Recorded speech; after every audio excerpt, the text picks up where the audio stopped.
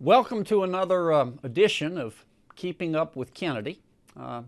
This is where once a week I try to give you a capsule summary of what's gone on in Washington, D.C. and in the United States Senate for the past week.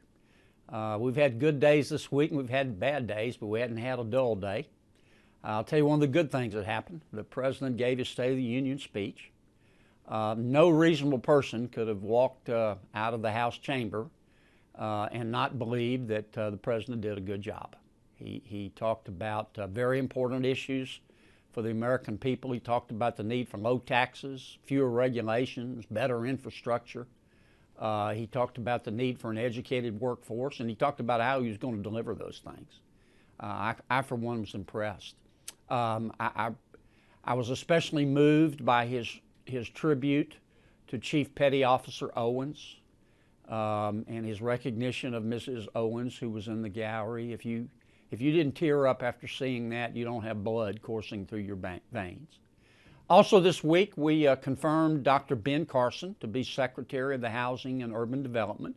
I've gotten to know him through the confirmation process. He had to get the Senate's approval. He's going to do a great job. So is Governor Rick Perry. Governor Perry was just confirmed as Secretary of the Department of Energy. Governor Perry, as you know, is a former governor of Texas. If anybody knows energy and oil and gas and the way to get our oil and gas industry back on its feet, it's Rick Perry. And I'm really looking forward to working with him. Everything I've done this week has been directed toward trying to create more jobs for my people. And that's, in my opinion, that's right now, that's what everything leads back to. Our economy grew last year at 1.9%. That's an embarrassment. The people responsible for that ought to hide their heads in a bag. This economy ought to be growing at 3 to 4% a year. And we're going to stop being the enemy of business up here in Washington and start being business's friend.